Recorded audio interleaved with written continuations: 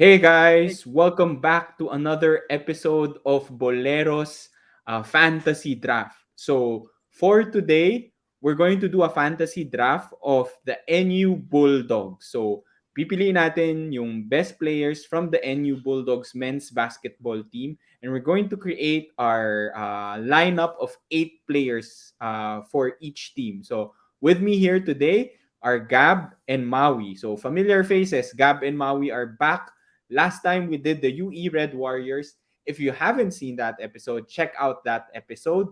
And before we start, as usual, Gab, please explain to us the rules. What's the coverage of our draft for today? Ano yung order ng draft natin? And then any other things that you wanna mention, like yung rules natin when it comes to selecting players. Go ahead, Gab.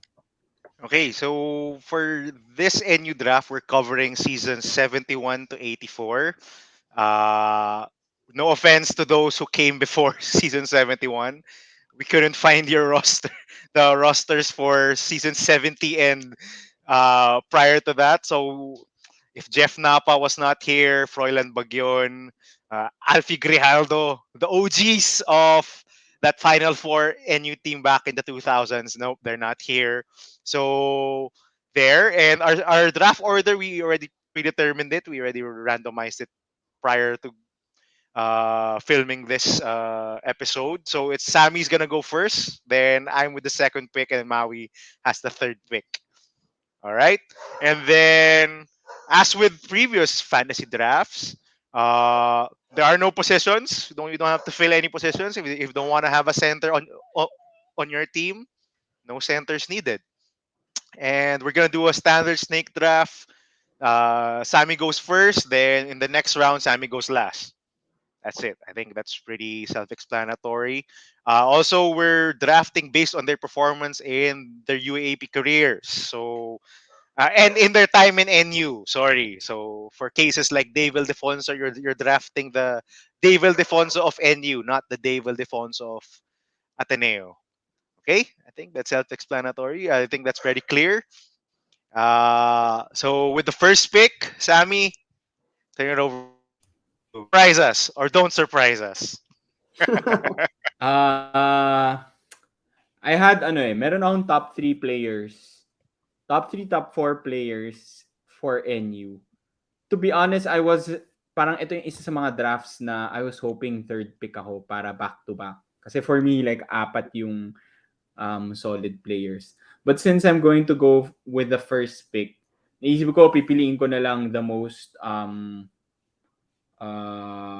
ba tawag mo dito?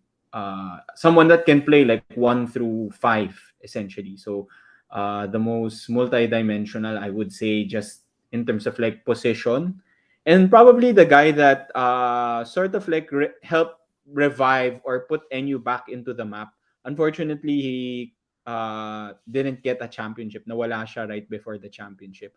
Uh, I'm going with Bobby Ray Parks. Okay, so you didn't surprise us. Unanimous first pick. I I think no one in their right mind would not pick Bobby Ray Parks as the first pick in this NU draft. Or if anyone thinks otherwise, you could say in the comments. But yeah, Bobby Ray Parks. I don't think there's any dispute. He's a two-time MVP, an offensive powerhouse, and just sad that he didn't win a championship while in NU. I don't think it was any fault of his. Don't you think so? I think dahil lang kasi masyadong yung nagdepend yung NU sa kanya eh. Yeah. Yeah. 'Di ba? Parang Is it, I agree. I think feel ko nung time ni Bobby Ray din kasi hindi pa ganun. They were just starting the program, 'di ba? Medyo kalat I think yung sport basketball program nila before the C family took over, and when Bobby Ray joined in, that was just the start of it. I think nakita natin yung medyo peak of it right after he left when they won the championship, na naging solid core, na it's not just like one superstar. I think masyado sila naging Bobby Ray dependent nung time ni Bobby Ray. So I agree. First first piece of the puzzle for me yung signing or Bobby Ray's intention to go to NU, which really revived the program. I think nag-peak rin talaga at the right time after he left most of the Oh, players, which is why most of those players also went on to have successful or even went to the pros. there was a rumor of the recruiting package they had for Bobby Ray Parks. I don't know if I'm allowed to say it, but I love that rumor. He got a save more or something. Mga SM no? Mga Parking SM lot daw eh. franchises. Oh. Parking lot. Parking Parking lot lot. din. Ang so chismis before so the if this package. reaches yung Bobby Ray Parks, can you confirm or deny whether Paki-confirm. Paki-confirm. if you got a save more or a parking lot from okay. Okay, that's enough. Okay, sino next pick? Gab, Ako. ikaw ata, no? Ah. So for my first pick in this draft, I'm gonna go with another guy who's very well known and very versatile, and honestly, just his career started in his last year in the UAP. I'm gonna go with Troy Rosario. Yeah, good pick. Good pick, Last good year pick. ba? Talaga, last year siya sobrang Yeah, gumaling or yeah, last and two his years? Hindi ko maalala eh. senior year niya when he went up against Mac Bello. I clearly remember that because when I watched him against Sina Kiefer, Ryan Buenafe, Chris Newsom, that team, when I watched him live and I saw him play, sabi ko, I can't wait na mag-match up sila ni Mac Bello. Kasi sobrang pareho sila. They're the same player. Sobrang athletic, may outside shooting, yung can defend 1 through 5 talaga. Well, 1 through 5 back then when bigs weren't so big as they were now. But sobrang versatile player si Troy Rosario. And I do remember this because the year prior to their championship season, it was exactly the year he was teammates with Bobby Ray. So he took a back seat throughout I think his fourth or his second to the last year in in the league. He wasn't scoring much. They didn't get a lot of opportunities because the offense really revolved around Bobby Ray Park. So when Bobby Ray left, doon talaga yung nakita natin well, I think everyone in the UAP saw yung potential ni Troy Rosario. He was so good. He was so good. Sobrang entertaining to watch and Aguilas mainstay, a favorite of Chot Reyes, and even Tab Baldwin to put into the Aguilas lineup. Very versatile forward. Could match up with international level prospects. Yeah. Uh, yun. Uh, so Maui. so I think Back my to back. yeah, in the next two picks, my first pick will be medyo from back way din. Mahilig tayo sa early 2000s. If you remember yung sa previous drafts, I valued versatility and players that who could play Wings. multiple positions, specifically wings. So one of the Wag. players that Feel made ko alam ko na to. multiple, I think multiple mythical teams was Edwin Ah, Asoro. bad trip. Bad Ah. trip.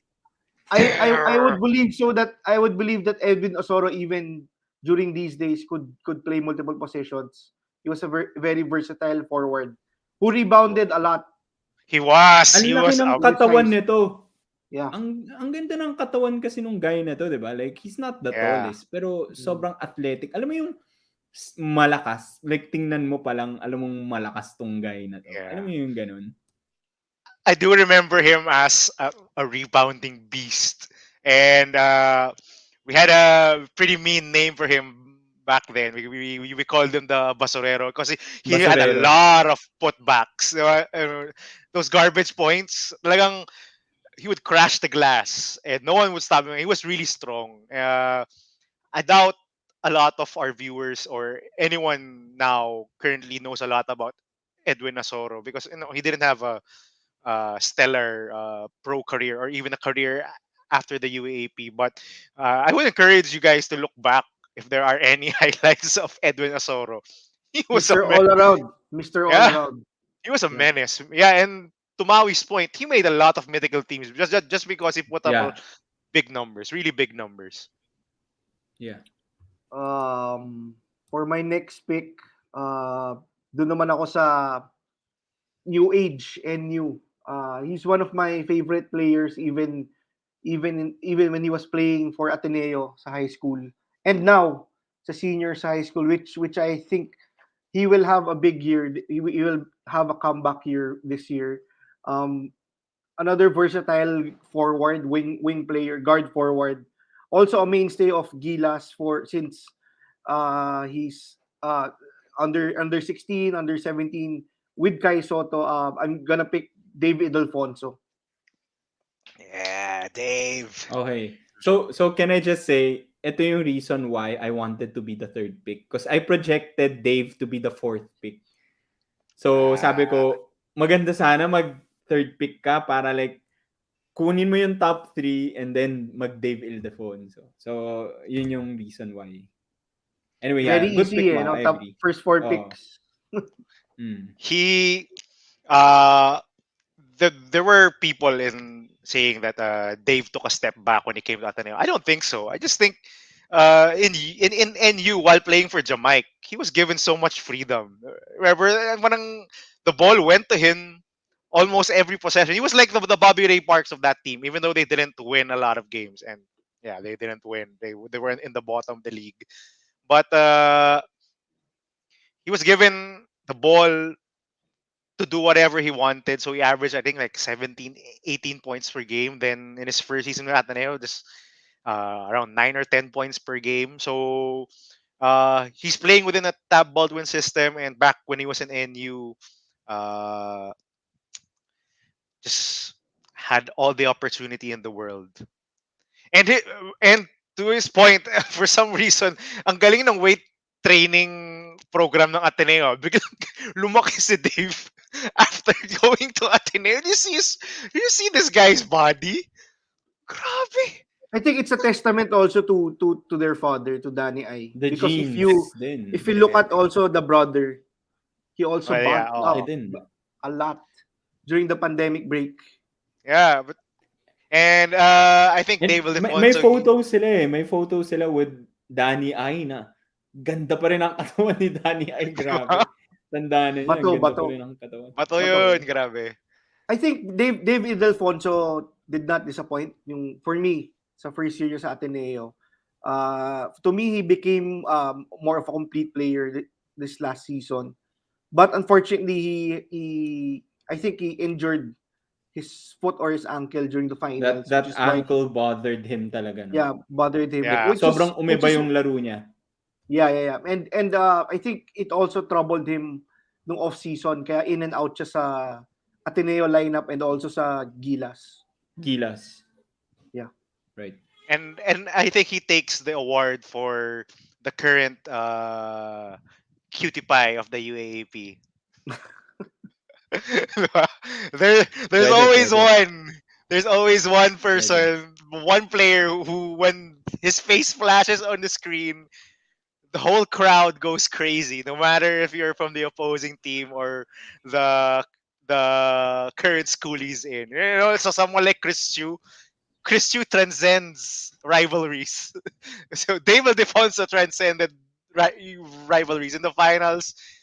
Even though UP hated Ateneo, when David Defonso's face was on that big screen, they were screaming their lungs out for David Defonso. Sobrang, Very opa yung itsura niya eh, no? di ba? Alam mo na Action yung mga tackle Okay. yun favorites eh. ng crowd eh. Uh, okay, Gab. Your Okay. second pick. For my second pick, I'm gonna complete my front line.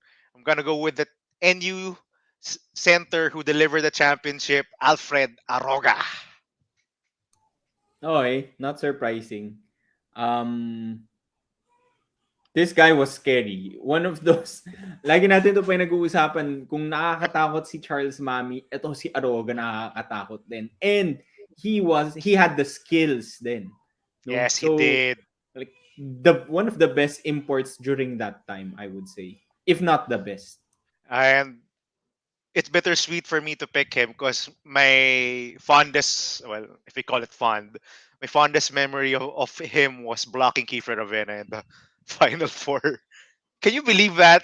Number one seeded Ateneo lost to the number four seeded NU Bulldogs, who eventually became champions. On a Alfred Aroga block on Kiefer Ravena. Ah, I was there live and it still hurts to this day. Both games. Both games, Ako, no? Ka- Grabe yun. Grabe yung heartbreak nun. Number one seed. I was thinking this is the redemption season of Bo Perazol. But eh, nope. You still screwed up. Ay, nako, Alfred Aroga. I hate you, but you're good, so I'm gonna pick you. that was the championship year. Yeah, that was a championship That year. was the championship year. Si Aroga yung pa-champion. If I were to give an award for the best Cinderella story of the past 20 years of the UAP, I think NU takes the cake. Uh, I, UST, I, I pare. hindi pare. NU from number four. Miracle year yung Pero miracle year yung UST eh. It's like Number 4 din, everything. UST, I think, nung Oh. champion. Tsaka, Okay, I, top- I, I think this is an comparable, argument for comparable. another day. You Yeah. can argue Anyway, yeah. UP, NU, or You- UST, or some other team. True. Pero para True. sa akin, NU, pare. Unlike NU, who thinks about NU? Look, Well, I, first championship nila in in like 50 14 years back. years! Oh, 50 years yeah. or something! Their last championship was like in 1950 or 19 in the 1950s, and they won a championship from the number four seed. Anyway, an, a discussion for another day. Okay, sige, next. Nami, Good picks. Honestly, dito sa after those players na pinili nyo, I had all of them in like more or less the same order. They were my top, nakailan na ba tayo? 5 players. After this, medyo hindi na siya clear sa akin. Not sure if it's the same thing with you guys. For me, so given that, I think I'm gonna go with some of my favorite players then. So I find them very skilled and gusto ko din talaga yung game nila. So I'm gonna pick someone recent this time. Magre-reach na agad ako to someone recent. Alam kong 1 year pa lang yung solid year niya. Itong last year pa lang. But I really like the game of this guy. Super hard worker. Can guard multiple positions pero ang lakas din nito rebound. I'm going to pick Michael Malonzo as my second pick. wow. Like ibang klase yung sipag nung guy na to. And very efficient player. Like he chooses his shots really well. I love this guy's game, Sam. And he's so undersized, but he fights for that rebound. It reminds me a lot of Ri- Rich Alvarez back in the day. You know, this guy just goes after it. And Michael Malonzo, well, spoiler alert if we're ever gonna do a preview of the next UAP season, I think he's gonna be one of the candidates for most improved because he gets a ton of minutes, he gets the stats, and he has the trust of Coach Jeff Napa. So I'm looking forward to watching more Michael Malonzo in UAAP season 85. Okay, sige. So I get the next pick, no? Um Honestly, for me, and if we're thinking about talent, marami pang guards na that are on the top of the list. There are a lot. There are a Um, lot of guards yeah, that yeah, went through NU. yeah. Um, so I think I can risk not getting a guard this round. Anyway, may Bobby Ray naman ako. He can play guard. He can play forward, whatever. You just give him the ball and he So, scores. exactly. So I'm gonna pick a Bobby Ray teammate na big man. Not as dominant as Alfred Aroga, but I like his game, may mid-range game siya, plays decent defense, has good height. I'm gonna pick Emmanuel Embe. I know it.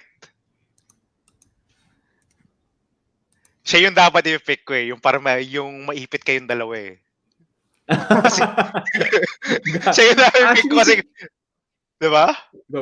Kasi kung makuha ko ng pareho si Embe sa si Aroga, wala lang kayong center. Sino? Si wala Gaye? na. Hindi. Si Gaye yung binabangko nga siya eh. Meron pang mga solid naman, mga solid centers. Not as dominant as those two. But I was gonna say, ano ba sasabihin ko? Actually, pwede mo nga sila ipagsabay, no? Kasi si Aroga pwedeng parang power forward. Eh. Oh! And to your point, Sam, Emmanuel Embe had a decent mid-range game. And I think if the coaches allowed to backline, I think he could have stretched out to the 3-point line. Diba? He had a decent looking shot and Yeah. had enough skills. He had decent post skills. Yes. Yeah. I I do think ano remember lang, that. he's not like a very dominant personality din. Like, he's not an alpha dog. I think yun yung issue. Like, si Aroga kasi is medyo, he's got that dog in him. Alam mo yun, si Oh, Aroga. yeah. Si I think during Embe, that alam mo, parang quiet guy eh. yeah. Go, During that Maui. time kasi most of the spotlight talaga kay Bobby Ray Parks Bobby Ray. talaga. Yeah. That's Yung Rookie, I was gonna rookie say MVP, back-to-back MVP. So talagang lahat ng spotlight ng NU was at Bobby Ray Parks. I was gonna say nga yung good point, Maui. Yung I was gonna say I think he was also another I wouldn't say victim, but uh kind of suffered his play kind of suffered playing alongside Bobby Ray because the ball went to Bobby Ray a lot. Yung similar to my point about Troy Rosario, the reason why he had such a successful season right after Bobby Ray left was because he was playing with Bobby Ray. And same thing for Embe. I think if they would have given Embe the ball, he would have averaged a lot more than he did when he was playing in the UAAP. But good pick, Sam. I was hoping you wouldn't pick him, so I'll pick him, and then you'll both be scrapping for whoever big man was left. So anyway, Decent pa naman.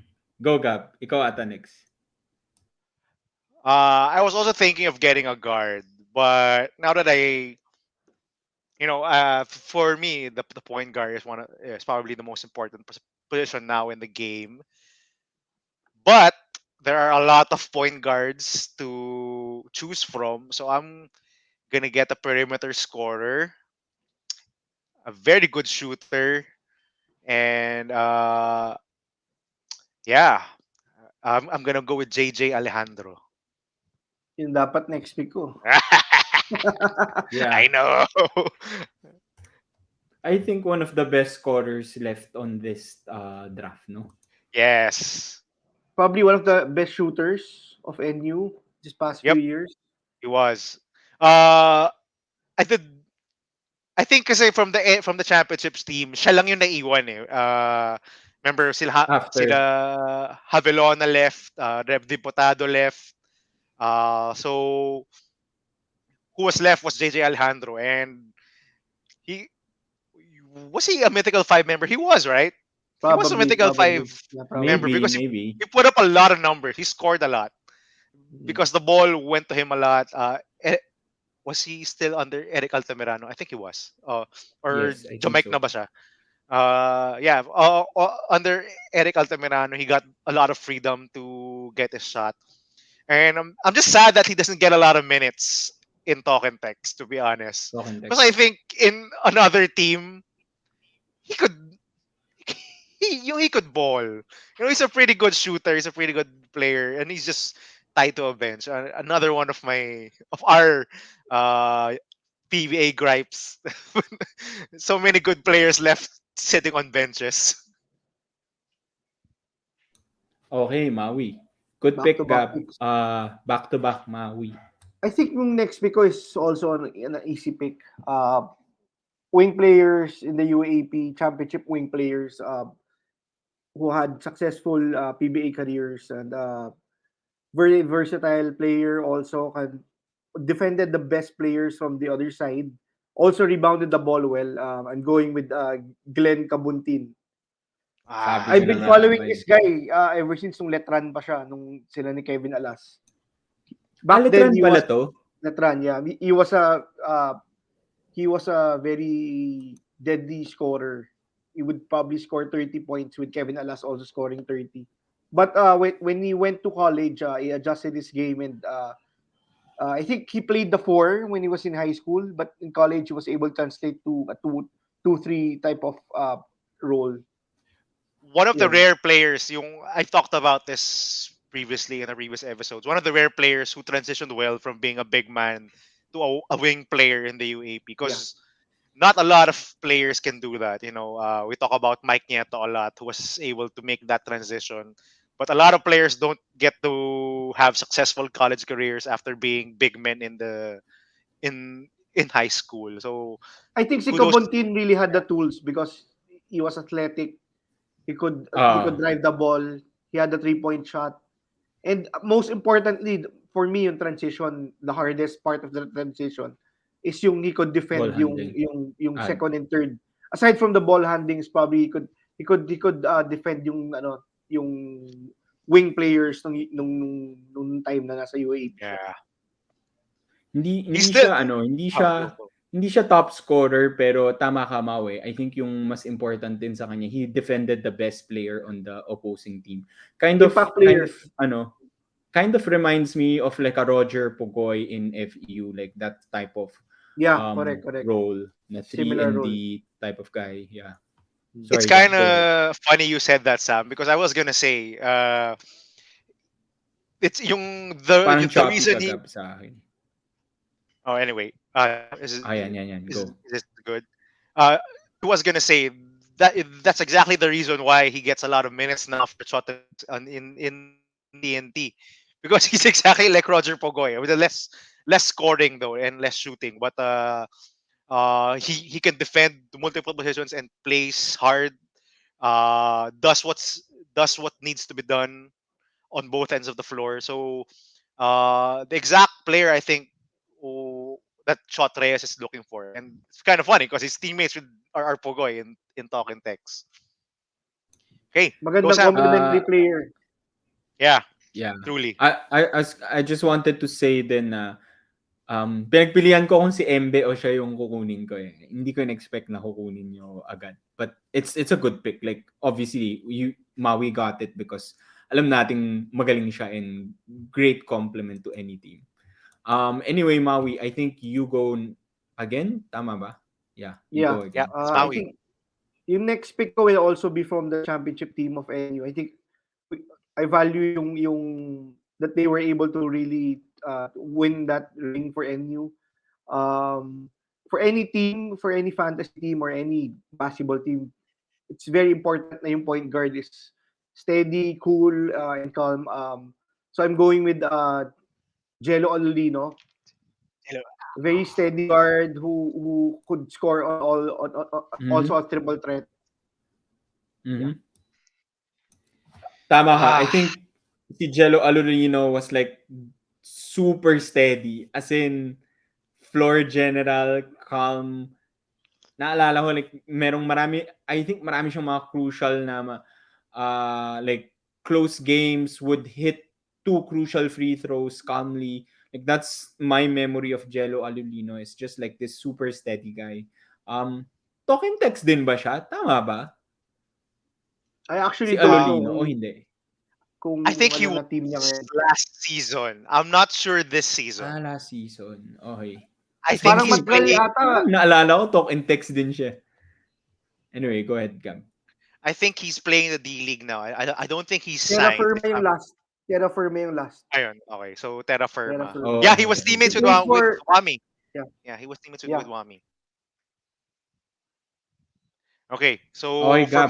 Next for pick. my pick, uh it was supposed to be Jello Alolino. Screw you, Maui. But I'm gonna go with I think the next best point guard and another steady guard, Rev Debutado. I had to look up if who was the better diputado, kung si Mark or Rev or Rev? si Mark. But I do Ako din, remember ako din. I do remember Rev was was the steadier point guard and the better of the two. So I'm gonna go with Rev. He was also in the championship team. I think he backed up Jello Olodino, if I'm not mistaken. I think so. Pero ito si Rev medyo undersized din, no? Yeah, he was. But he was pretty steady. Did not turn the ball over a lot. Could shoot. Could push in transition and could penetrate. I think Jamaic Harin, the next coach after Eric Altamirano, really loved yung Rev Diputado's game and played him a lot of minutes. He put up some numbers, but again, just a steady guard to lead your offense and to play excellent defense on the other end. Sammy, Okay, sige. Back to back. For my next pick, nakuha na yung best point guards. So I probably need to get a point guard myself. Um, uh, I like this guy kasi if I remember correctly, very gritty siya as a type of point guard. Not the fastest or the most skilled, pero he always played with energy and grit. Ano din siya, I would say nasa ano din siya, nung time niya probably in the top cutie pies of the UAAP. I'm going to pick si nakasulat dito Nico Havillona. Pero Paulo Havillona yung naalala ko. Tama ba? Pareho lang ba pa- yun? Paulo Paulo. Nico yung Okay, Havilona. okay. Yun yung So, full name niya. okay, sige. So, I'm picking Paulo Havillona as my next pick. The keeper stopper. Keeper stopper. Exactly. That was the name. And was it self-appointed? I think he gave himself that name. Hindi nga, no way. Totoo ba yun? Ewan ko, or the fans did, or yung someone did. But someone from Or like NU a yung gave commentator. him that name. Grabe naman, grabe yung confidence. Kiefer stopper daw siya. I think teammate rin kasi niya si Kiefer for the longest time sa Gilas. Sa under 18 teams. Talaga? The younger, I think. Gilas pala tong si Paulo Havillona? I think, Did not know that. if I'm not mistaken. Yeah, he was a cutie pie though. He was a cutie pie. Plus point. I gotta say it. He was. Yep. Yep. Come on, man. We don't support toxic masculinity in this podcast. We love cutie pies here. Yeah. Sige, so I get nakailang rounds na tayo? Okay, 4 rounds na. So, let's do a recap before we proceed to the next round. So, halfway through our picks, each team has 4 players already. I have Bobby Ray, Michael Malonzo, Emmanuel Embe, and Nico Havillona, Paulo Havillona. Si Gab may Troy Rosario, Alfred Aroga, so Twin Towers, JJ Alejandro, and Rev Diputado. Then Maui has Asoro, Dave Ildefonso, Glenn Cobuntin, and Jello Alulino. So, if mapapansin nyo, a lot of our picks are from that, like, within that championship era time of NU. I think that was, like, yung best time nila, diba? Yung, as Maui mentioned, the start of that era, which was, like, the Bobby Ray era, and then, like, peaking during that championship. So, a lot of the picks we got make sense. We're getting from that team. Okay? Sige, so 4 more rounds to go.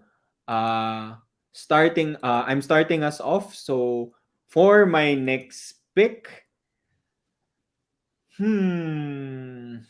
sige, A lot of siguro ways you could given go with a this. okay. I'm gonna go with like a scorer. We talked about him kanina. Steady guy. Hindi talaga siya doesn't really demand the ball that much. I'm gonna go with John Lloyd Clemente. Ah. Players to watch Nice for. name also, John Lloyd. Yeah. Another player to watch Sorry, for Maui. season 85. Yes, correct. Lalo na, I think before he got injured, bilib na bilib ako dun sa guy na to eh. I think na-derail lang siya ng konti because of that injury. Yeah, I think when he entered the UAP, instant impact player siya. But it's good to see him. If he won the Phil Oil MVP plum because they won the tournament. I kind of think he's kind of inconsistent though. See John Lloyd Clemente because there was a lot of hype surrounding him when he came into the UAB. He came from NU, if I'm not mistaken. NU High Bulldogs. school. Yeah, Okay. diba? Tama, if I'm not Mythical team mistaken. member rin na, I think very Yeah, hype he, also yeah. from high school. There's a lot of hype surrounding him. But yung nga, I think injuries derailed a lot of his progress, and he's kind of inconsistent at times. He likes to shoot the three a lot, but he doesn't shoot it consistently enough to warrant that many shots he gets. So I do want to see more consistency out of him. So now in this coming season, yun nga, he has a lot more freedom. I'm guessing since there's no more Felicita, there's no more Torres in the NU lineup. So I do hope we see a bounce back year from John Lloyd Clemente. He's been around for a long time already. Parang tagal ko na Yeah. nakakita si John Lloyd Clemente. Yung panahon pa ni Jamaica, nandiyan na si John Lloyd Clemente. So I'm guessing this will be one of his final years already for NU. I think also it's a byproduct of what you mentioned a while ago. The reason why we think that sobrang tagal na ni John Lloyd Clemente is because right off the bat when he entered, I think he was already an impact player for NU. Yeah. Uh, he was labeled as a scorer, and he does score a lot. I do want to see more development in the other aspects of his game, like do more playmaking. Because I think after his first year, it's when Dave and Sean came into NU, and he was taken off the ball more. So he did a lot of more spot up threes, cutting, and less playmaking. So hopefully this year we get to see more evolved John Lloyd Clemente. I I still do think he has a lot to offer. He's pretty good. Okay, so for my fifth pick, Gab. so I've been thinking whether I'm gonna pull from the baul of NU players of the past or go with someone current. So since I was gonna pick John Lloyd Clemente, if no, lang hiya ka sa amin, pinili mo si John Lloyd Clemente. Sabi ko na nga ba eh. Ah, shit. Okay, sige. So for my fifth pick, I'm gonna go with another guard. Uh, had a very short time in NU, but I think proved himself a lot that he was able to get pirated by another school. I'm gonna go with Jordan Bartlett.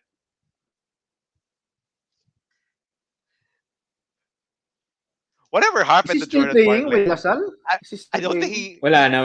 I think he stayed in Wala. the U.S. If I'm not mistaken. He stayed in the U.S. So they didn't want to play So, anymore. so Si Lasal basically, he handle. only played 1 year ba? Ganun ba yun? Sa Lasal? 1 year lang ba siya sa Lasal lang? Yeah, one Not, year when he was just I think a backup or the third point guard. So sad, no? Oo I nga. thought he could have fared better if he stayed at NU because he In played NU, really no? well. He played really well for NU. And when he went to Lasal, he was playing behind Aljun Melesio, Andre Carakot, and never really got his footing there. So uh, sayang to si Jordan Bartlett. I was a really uh, big fan of his, and he's also a cutie pie. So just gotta shout out cutie pie like Jordan Bartlett. uh, so next, I'm gonna pick twice next. During so yung lineup ko so far puro mga wing players. Classic Maui. Yeah, next few rounds my next two picks will be shooters from NU. My first pick would be sort of undersized but also part, I think also part of the championship team. a guy that was undersized power forward but had a mean streak, which I think got him a suspensions or got him reprimanded multiple times. I'm gonna pick Jeffrey Avillionare. He's Oh, got yeah. 3-point Ano shooter height talaga ni to, knockdown Avillionaire? shooter. He's small, like 6'3", Yeah, I six think four. yeah, I think 6'4". I think yung brother niya ngayon is playing I think for San Beda. Yeah, Similar yeah, gameplay. he is. Yeah. And then yung next pick ko, also a shooter, also in the same mold of Jeffrey Avillionaire. He also made the pro team. I'm gonna pick Matt Salem. Oo. So value The lang of opposite of pay. Jordan Bartlett. He came from LaSalle, Yeah, if I'm not mistaken, si Matt Salem. Diba? Came from LaSalle to, diba? He played for LaSalle for a year, I think, From before. LaSalle to NU yeah, o yeah. NU Correct, to correct, LaSalle? correct. Nakalimutan ko na Lasal, eh. Lasal, Lasal to NU. Tama ka, Gab. Tama ka, Gab. Okay. Yeah. Medyo malaki din to, di ba? Yeah, he was big, but he could shoot. Like he was, yeah. Pero parang shooter lang talaga siya. Like, Yeah, he was, wala siyang ibang yeah, Pick yung and that pop. go-to move. Pick and pop for. that was exactly his role. You just shoot. As in, uh, I don't know a good comparison. But we saw someone like Cyrus Torres, diba? Doesn't do anything, just shoots. Matt Salem just shoots, and he's a pretty good shooter. So can't blame that. To your point though, to Jeffrey Avillionaire, he was so annoying because he Mean was streak. so, and he was so dirty, and he didn't hide it, but he was so dirty, diba? Uh, he, there are players that are secretly dirty. Yung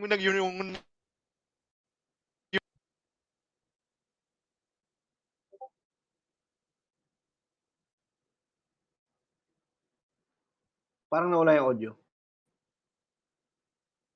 Ako lang ba? Nawala yung audio. Gab, nawala Yeah, yung I think, audio mo. Gab, I think your audio is not working. Gab. Can you hear us? Gab, nawala Gab. yung audio mo. Teka.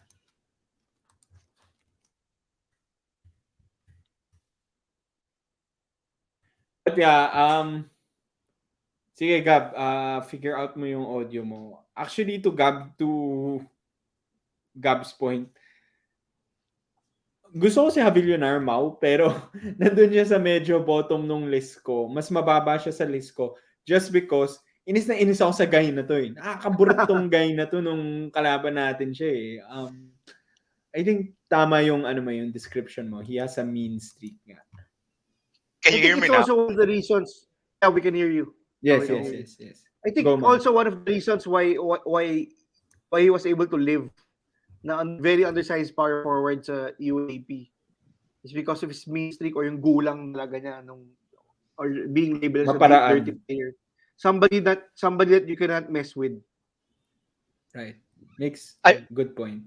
I Sorry, was Gab. saying, Go yeah, ahead. he had a very annoying face as well. So I think he embraced that role. Oh, parang yung enforcer role, diba? Si Right. Avillionaire yun eh. Tapos yung mukha rin niya, yung Oo nga. pang-enforcer din eh. Kaya Yep. nakakainis siya. Bagay sa kanya Kasi hindi eh, niya no? tinatago. Nakakainis siya. Oo.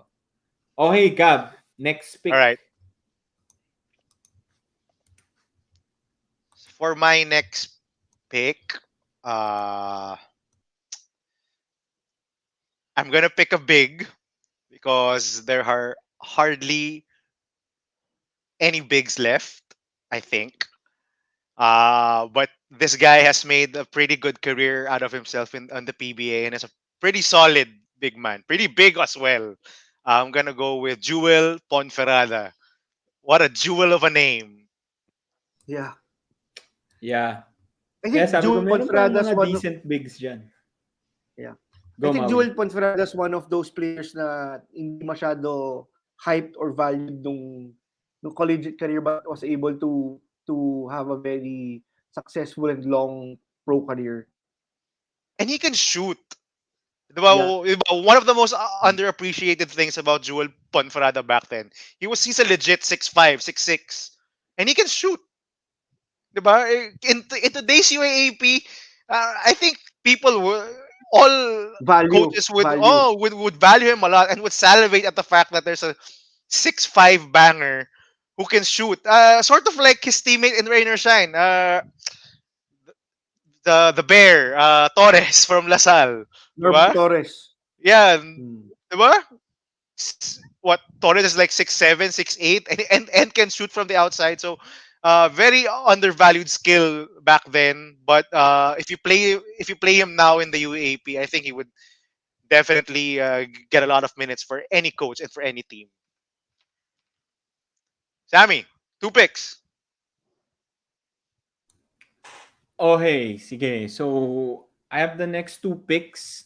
These are my third and second to the last picks. So with that, since off the bench, gusto ko ng instant offense off the bench. Gusto ko ng energy guy. I'm gonna pick someone from the recent NU team na lagi natin pinapag-usapan, Gab, and is unfortunately moving to the UP Fighting Maroons. I'm going to pick Jan I Felicilda told you he was as gonna my go to Coach Gold. Sabi ko sa iyo, as my yung mga sixth Coach pick. Gold siya, ayaw maniwala sa akin eh. Walang sense eh. Kasi isipin mo, I'm sure mas marami siyang playing time sa NU ngayon, di ba? As the point Di ba? guard. Kesa punta siyang UP. So, medyo nagulat ako, to be honest eh.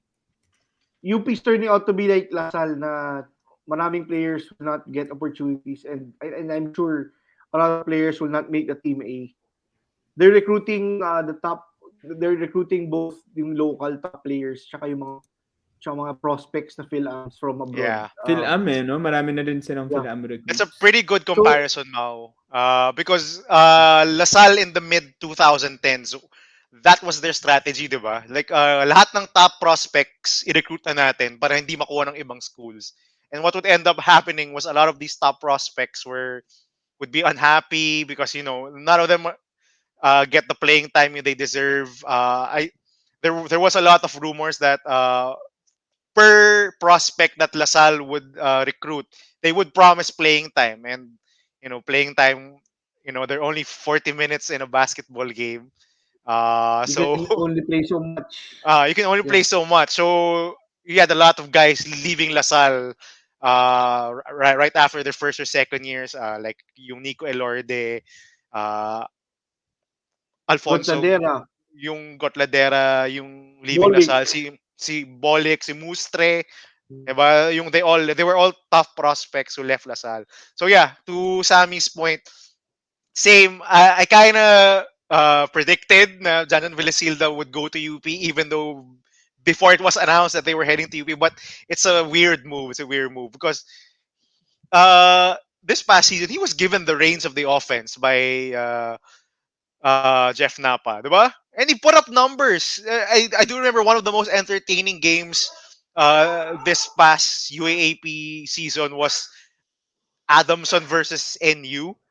Diba? It was Janjan Velesilda versus Jerome Lastimosa. Diba? And you can see the real potential by Janjan Velesilda. He's got moves, he's got heart, and I don't know. I also don't get the move to UP.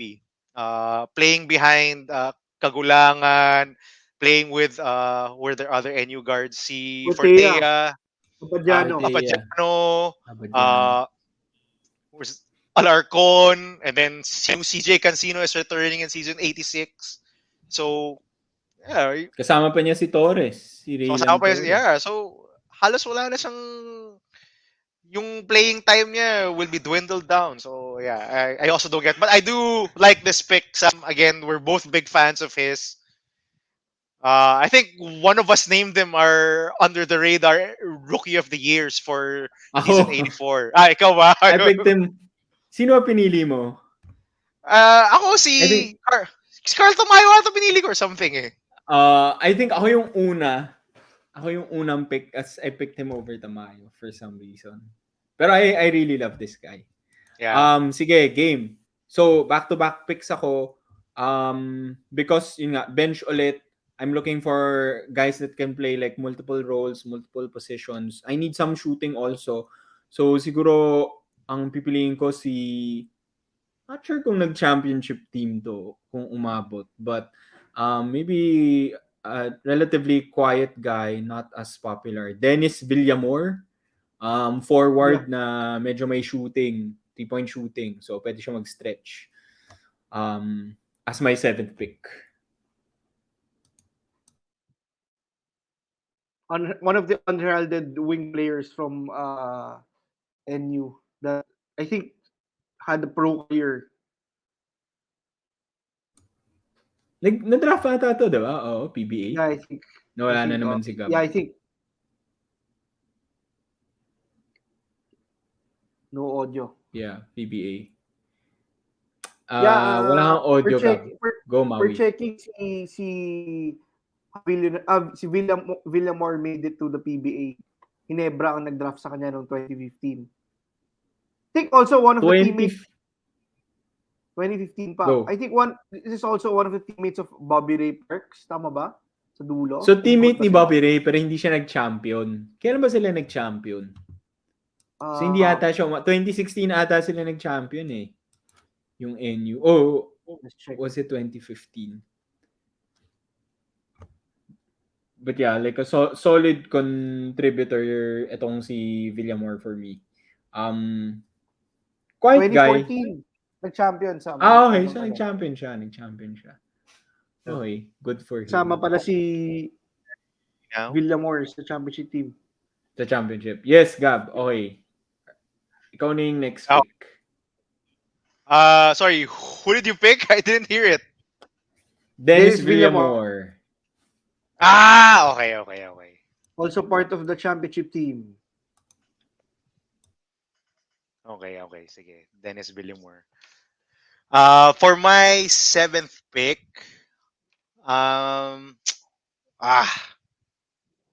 sige, magpapapogi na lang yung team ko.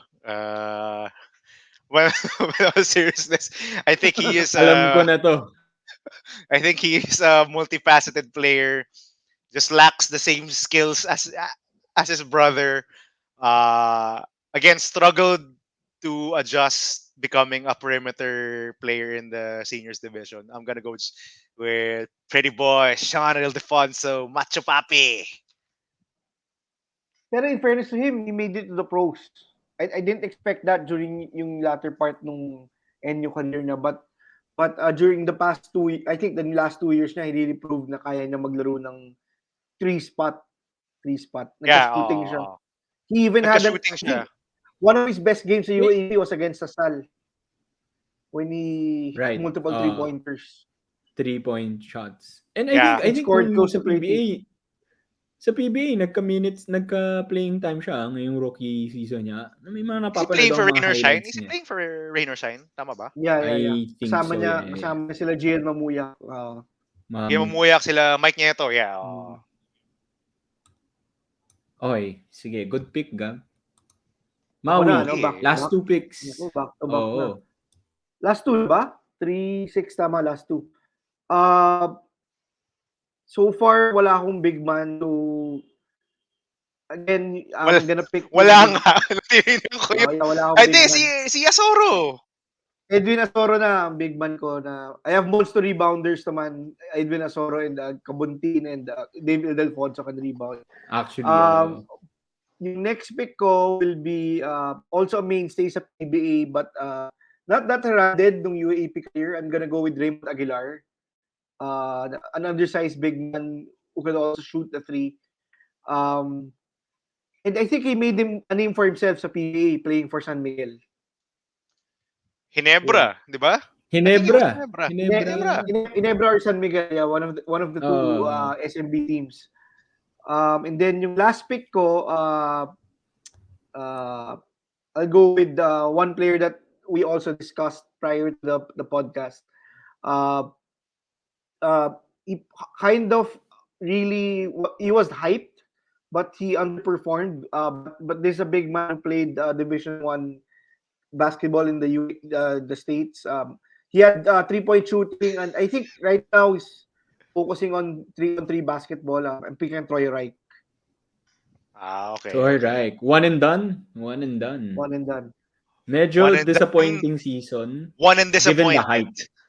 Yeah, it was disappointing. Medyo disappointing given the hype. Yeah, with all the hype coming from Wake Mm. Forest Division Diba? One team. With Wake Forest, 6 foot, what is it, 6'10", even Six 6'9". seven, Oh, six mga eight. ganon. And so much May hype. shooting, Yeah, ang daming pogi. ang yung ang dami nilang press sa yung surrounding Troy Reich. Tas when you see him play, parang okay. Energy guy Nice. lang He pala na wasn't may 3 point dominant. na I think may he yeah, he wasn't wasn't dominant. dominant. Yun lang Yeah. yung naging problem. But not a problem. Like for a last pick, I think okay naman na pick si Troy, right? Like solid last pick for Maui. Gab, last pick. Just a quick point about Raymond Aguilar. When I was doing this uh list for our NU draft, I completely forgot that Raymond Aguilar was actually from NU. Hindi, hindi ko siya maalala. When he played for Ginebra, saan galing itong si Raymond Aguilar? Out of nowhere, he's suddenly getting minutes for Ginebra. So apparently, yung galing pala tong NU. Who would have known?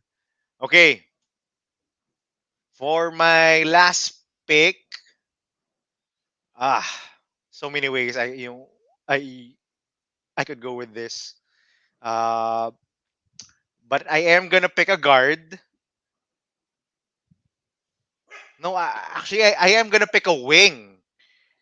I am gonna pick a wing because he impressed me when I watched NU last week in the Phil Oil, and I also he also impressed me last UAP season 84 as a wing player. Can play the four, can play the three.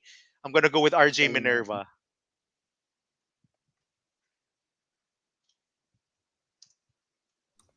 Okay, okay. I Good pick. I think he's just like Michael Malonzo, and why I predict to Yeah. for this coming season that NU will be one of the dark horses of, of the UAAP, perhaps to challenge for that Madaming number three or number yeah, two seed. madaming players to watch for NU Yeah, they have a for lot this of season. good, solid guys. They don't have one guy who's spectacular, but they have a lot of good, solid players. And RJ Minerva is one of those players. Tough guy, has a lot of skills. He can shoot the three, can shoot the mid range, and he can bang inside. So I'm pretty excited for RJ Minerva along with Michael Malonzo. And it's no surprise that they're the two players from the current team, the three players from the current team that we have picked. John Lloyd Clemente and Michael Malonzo being the other two. They're big wings and they play hard and they have the trust of Coach Jeff Napa. So RJ Minerva, player to watch, player to watch. Okay, I'm just going to pick, since it's my last pick, I'm going to pick someone off the bench. Uh I want some scoring off the bench. I'm going to pick Jan's fellow transferee, Raylan Torres. Jalen Torres. So that's to round out my draft. Uh Instant offense off the bench, I think, for me. Si Torres only knows scoring. Naalala ko may mga games sila last season na parang tambak na sila, papasok si Torres as makaka back-to-back threes or something, and like they keep the game close. So I'm as just like Jan for me, I'm curious lang anong magiging playing time ni Torres sa UP. Personally, I feel like both should have just stayed with NU. But we'll see. We'll see. I mean, championship team, coach naman nila si Coach Gold from before, so maybe they get more playing time then. But okay, sige. So that's it for our NU Bulldogs draft. Again, medyo magugulat kayo no na wala kami masyadong na-pick from like the older seasons, but that's because we missed out on the older seasons. As much as we wanted to pick like a Jeff Napa, hindi siya kasama sa draft natin. So let's just do a recap of our picks. So I did the first pick. So my team is Bobby Ray, Michael Malonzo, Embe, Havelona, John Lloyd Clemente, Jan Felicilda, Dennis Villamor, and Raylan Torres. Si Gab got Troy Rosario, Aroga, JJ Alejandro, Rev Diputado, Jordan Bartlett, Jewel Ponferranda, Sean Ildefonso, and then RJ Minerva. For Maui, si the Basurero, Edwin Asoro, Dave Ildefonso, Glenn Cobuntin, Jello Alulino, Avillionare, Matt Salem, Raymond Aguilar, and Troy Reich. So let us know who you think won this round, the fantasy draft. Is it my team? Is it Gab's team? Is it Maui's team? And just like before, comment down below what your favorite who your favorite NU players are. Let us know if we missed out on anyone big from like the season 71 to 84 na players natin. Siguro let's do that again. Now, just to recap, Maui, anyone we missed that you feel deserves to be in the top 24 players drafted now? I think probably Isagaye or Matthew Aquino, just because of pure height and being able to match up with the bigs, especially since all teams in the UAP most of the teams or all of the teams have yung foreign student athlete. Height is might. You all always need that big man na makakapag match up. I think both should have could have been part of our list. I know they could have been part of my list since wala akong big man. But unfortunately, I decided to go with other players. But I think there are two players that we probably missed out. Yeah, good points. Jumping in on the height, sa akin yung medyo pinag-isipan ko as my last pick, si mga role player siya but had good height. Kyle Napes. Not sure kung nag-championship team ba siya or teammate ni Bobby Ray to. Pero malaki-laki din yung guy na to si Kyle Napes. Shooting. Yeah, shooting. Yes. And then, from the current team, sa akin, Steve Nash Enriquez. So, one of the smallest guys. Napag-usapan natin siya before we recorded. Steve Nash and then si Jake Figueroa. I think MVP to nung juniors, di ba? Juniors, Yeah, from Adamson Adamson. Jr. So, I think this guy has potential. Pwede siya mag-transition.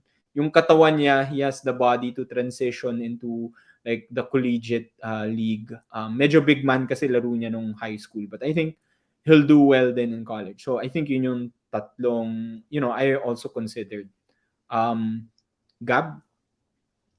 Okay. I also was gonna say Steve Nash Enriquez, and just a point about Steve Nash. The reason I think uh, the three of us didn't pick him because we haven't really seen the best yet of Steve Nash Enriquez, and we were talking just before this podcast.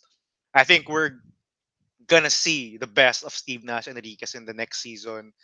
Again, with the departure of Jan Felicilda, I think the reins of the offense are now gonna go to him. And we saw a bit of playmaking from him despite his miniature stature. Uh, I also just want to hear his name all the time on the broadcast. Sina Nico Ramos and Jet Manuel love saying his name. I also love saying his name and seeing his hair. But yeah, Exactly. Don't forget the hair. the hair of Steve Nash Enriquez, amazing, amazing. Hopefully he never shaves it, no? Yung sarang ganun lang palagi. Dahil wala ako sa kanya. Then another guy, I don't know if we ever mentioned him. I think he was mentioned by Maui a while back. Si Jonathan Janki. Uh, I think he was way before his time. He was a guard who shot a lot from Guard, three. yeah. Uh, had no fear and played alongside Edwin Asoro. I know a lot of our followers or people who watch our videos have no idea who Jonathan Janki is, but I encourage you guys to watch him. If there are any highlights on YouTube available for Jonathan Janki. He was a 3-point shooter. He was a guard that could score for NU back in the day. Then another guy, kind of underrated, si Renen Zelda. Reden Yeah, Zelda, diba? Uh, Nag-PBA din siya, di ba? Si yeah, PB, Zelda. and he's had a pretty good career, and he wasn't bad at all when he was in NU.